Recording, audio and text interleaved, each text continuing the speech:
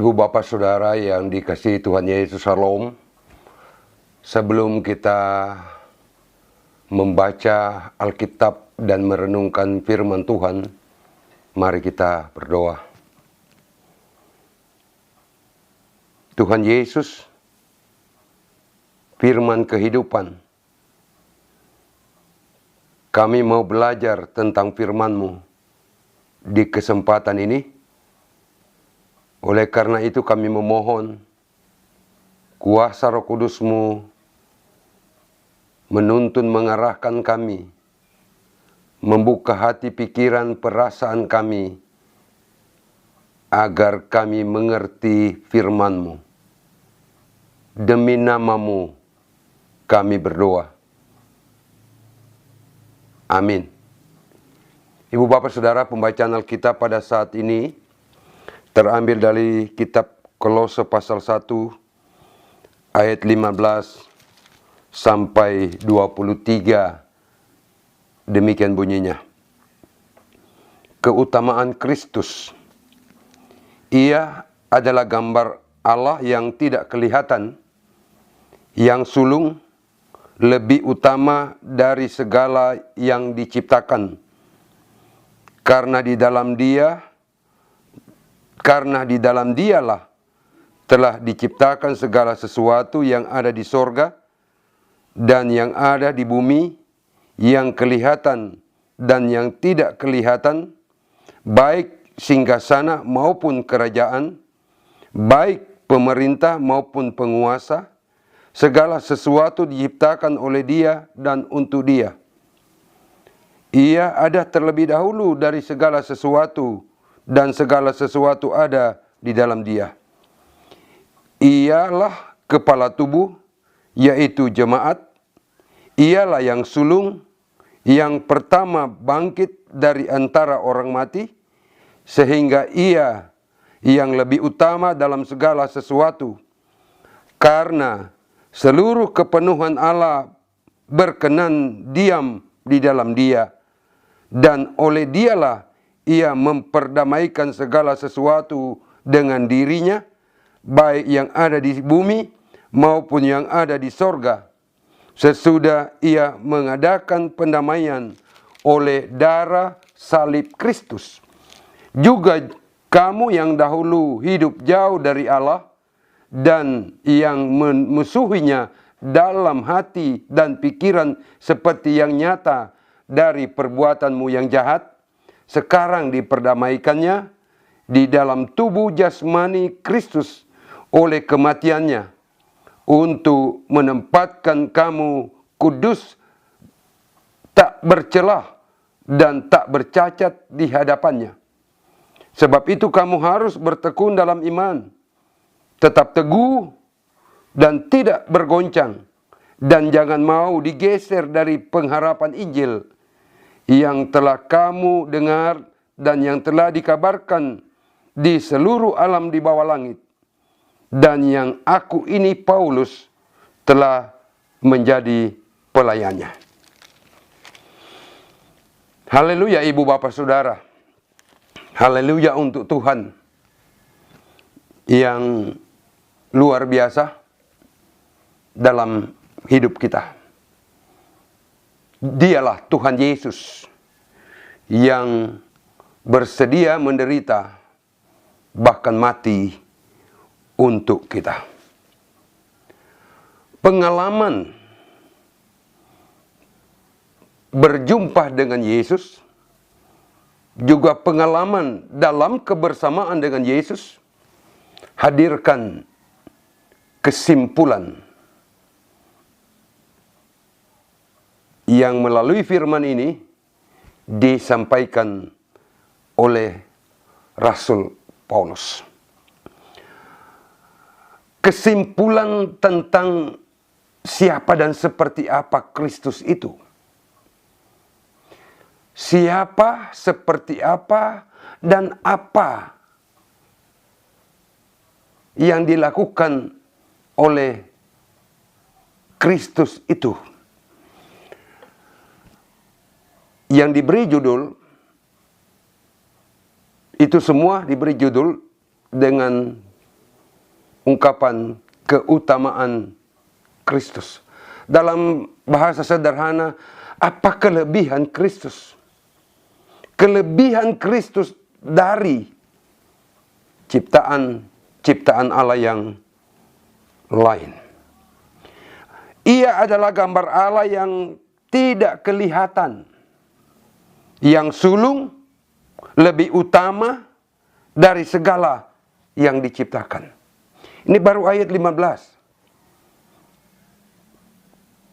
yang menegaskan tentang keutamaan Kristus. Memang gambar kita juga gambar Allah. Tapi ingat bahasa ini. Ia adalah gambar Allah yang tidak kelihatan, yang sulung, lebih utama dari segala yang diciptakan. Selanjutnya, keutamaan Kristus juga dipaparkan oleh Rasul Paulus di ayat 16, 17, 18, 19, 20 sampai dengan 22. Betapa dalamnya Kristus kalau cuma kita pahami dengan logika berpikir kita. Betapa luas karya Kristus tak dapat kita jangkau kalau hanya kita mengandalkan pikiran, perasaan, logika berpikir kita. Keutamaan Kristus, apakah yang ada dalam Kristus? Kelebihan apakah yang ada pada Kristus yang membuat dia luar biasa itu? Yang membuat manusia itu terhubung dengan Allah? Yang membuat segala sesuatu tunduk kepadanya? Yang menjadikan segala sesuatu harus mengakui dia? Ayat 15 sampai 22 bacaan kita mengungkapkan semuanya itu. Persoalan bagi kita sekarang adalah, apakah kita percaya pada kelebihan-kelebihan yang ada pada Kristus? Apakah kita mengaminkan pada keutamaan Kristus yang diungkapkan dalam firman ini? Keleluasaan untuk menentukan keputusan ada dalam diri kita. Percaya atau tidak? Sangat terletak pada apa yang hendak kita katakan dan apa yang hendak kita lakukan dari apa yang kita katakan, atau implementasi apa yang terwujud dari perkataan. Kalau implementasi percaya, apa yang kita katakan, apa yang kita lakukan. Kalau implementasi dari tidak percaya, apa yang kita lakukan. Yang pasti bahwa firman Tuhan saat ini di ayat 23 mengatakan, sebab itu kamu harus bertekun dalam iman, tetap teguh dan tidak bergoncang, dan jangan mau digeser dari pengharapan Injil yang telah kamu dengar dan yang telah dikabarkan di seluruh alam di bawah langit, dan yang aku ini, Paulus, telah menjadi pelayannya. Paulus meyakinkan orang yang percaya, orang yang beriman kepada Kristus, bahwa apa yang telah ia katakan sebagai keutamaan Kristus itu hendaknya membuat kita semakin tekun dalam iman, teguh dalam pengharapan, tidak bergoncang artinya tetap yakin, dan keyakinan yang teguh itu tidak akan mampu digeser, dipindahkan oleh apapun juga. Ibu bapak saudara dikasihi Tuhan, keputusan ada pada kita. Ada orang percaya beriman kepada Kristus karena melalui pemberitaan firman. Ada orang beriman percaya kepada Yesus karena pengalaman-pengalaman yang dia alami. Ada orang beriman percaya kepada Kristus karena dia bermimpi tentang Kristus dan lain sebagainya. Kalau kita percaya kepada Kristus dari berbagai hal yang kita temui, maka firman Tuhan ayat 15 sampai 22 sebagai gambaran. Dan ayat 23 meyakinkan kita agar kita percaya bahwa Kristus itu utama. Keutamaan Kristus bukan berarti dia diutamakan. Keutamaan Kristus bukan berarti dia diprioritaskan, tidak. Yang dimaksudkan oleh firman Tuhan saat ini adalah kalau kita percaya bahwa ada keutamaan Kristus dan keutamaan Kristus itu nyata melalui ayat 15 sampai 22, maka yang diminta adalah kita percaya. Teguh beriman, tetap berpengharapan, tetap yakin, tidak goyang, tidak diombang-ambingkan atau terombang-ambingkan oleh berbagai pengajaran. Yang di masa kini berbagai pengajaran, berbagai nabi-nabi, berbagai imam-imam telah muncul. Jika sejak awal kita percaya kepada Kristus dan keutamaan Kristus ini sudah diungkapkan oleh Rasul Paulus, maka firman Tuhan meneguhkan agar kita tekun, teguh, berpegang kepada firman itu karena banyak hal yang dibuat oleh Kristus. Memahami Kristus memang tidak mungkin, tetapi percaya kepada Kristus itu mungkin jika hati kita terbuka untuk Dia. Sekali lagi, memahami Kristus itu tidak mungkin dan sulit sekali, tidak mudah.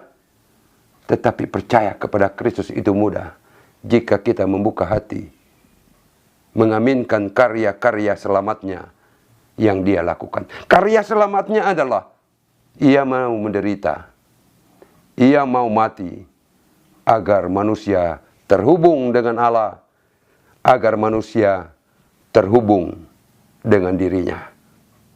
Hubungan manusia dengan Allah, dengan Kristus adalah hubungan karena manusia tekun beriman, tetap berharap dan yakin sepenuhnya kepadanya. Hubungan manusia dengan sesama manusia adalah ketika kita saling mengasihi, saling menyayangi satu dengan yang lain. Pilihan ada pada kita, percaya atau tidak. Yang pasti saya percaya, karena Kristus telah menebus. Allah yang hanya berfirman menjadi Allah yang nyata. Allah yang dapat dipegang. Allah yang dapat dijumpai. Dan Allah yang mewujudkan cintanya dengan tindakan yang nyata. Derita dan salib adalah kenyataan cinta Tuhan kepada kita yang percaya, kepada kita yang beriman.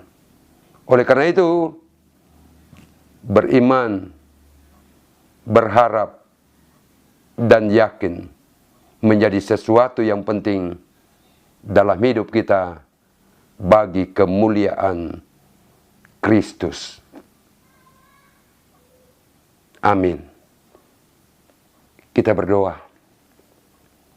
Bapa di sorga, walaupun sesaat firman-Mu diberitakan, kami pelajari, tapi kami percaya bahwa iman kami dikuatkan, pengharapan kami diteguhkan, keyakinan kami dikokohkan oleh-Mu. Hamba berdoa bagi Bapak, Ibu, Saudara-saudara yang setia mengikuti perenungan pemberitaan firman pada saat ini. Di hidup mereka, di segala sesuatu yang mereka alami kini, kiranya kasih Tuhan nyata bagi mereka. Kiranya hidup kami di dunia ini tetap dalam kasih-Mu, sebab hanya kasih-Mu yang menguatkan kami untuk menjalani kehidupan sampai selama-lamanya.